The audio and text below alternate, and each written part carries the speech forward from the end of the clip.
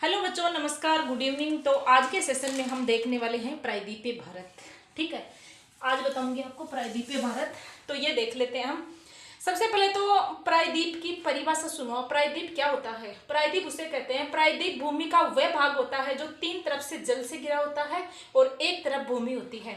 तो ये हमारे भारत का ये नीचे वाला हिस्सा है ना, ये इसको प्रायद्वीपीय भारत कहा जाता है क्योंकि तीनों तरफ ये जल से घिरा हुआ है और इधर भूमि है। ठीक है, तो हम देख लेते हैं।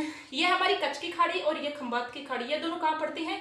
अरब सागर में। इधर क्या है? अरब सागर। और इधर क्या है? बंगाल की खाड़ी। ठीक है, तो कच्छ की खाड़ी और बंगाल की खाड़ी दोनों अरब सागर में पड़ती हैं। इसके बाद देख लेते हैं हम अरावली। ये इधर क्या है? अरावली पर्वतमाला। अरावली पर्वतमाला कहाँ से कहाँ तक है? गुजरात से दिल्ली तक है ये। ठीक है, और अरावली पर्वत की सबसे ऊंची चोटी कौन सी है भाई? गुरु शिखर, जिसकी ऊंचाई कितनी है? 1722 मीटर। ठीक है, अरावली पर्वतमाला की सबसे ऊंची चोटी गुरु शिखर है।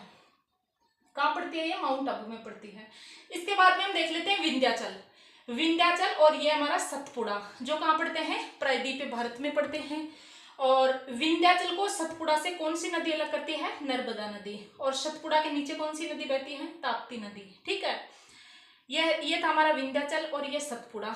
इसके बाद में हम पश्चिमी घाट की पहाड़ियां देख लेते हैं।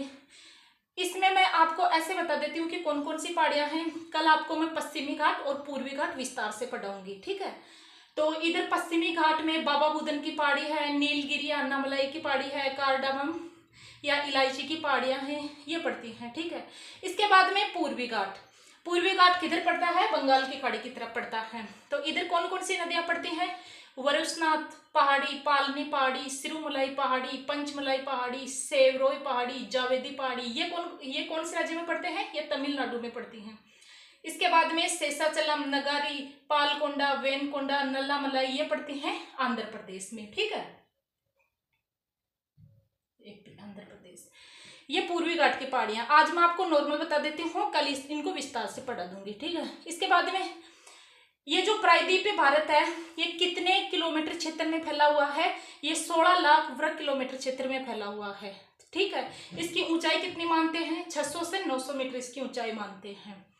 इसके बाद में हम देख लेते हैं जो ये विंध्याचल था हमारा, विंध्याचल पर्वत।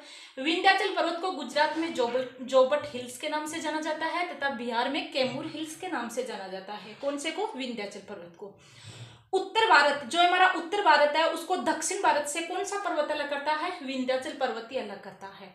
और विंध्याचल पर्वत की सबसे ऊंची चोटी कौन सी मानी जाती है? गुडविल पीक या सद्भावना शिखर विंध्याचल पर्वत की सबसे ऊंची चोटी मानी जाती है।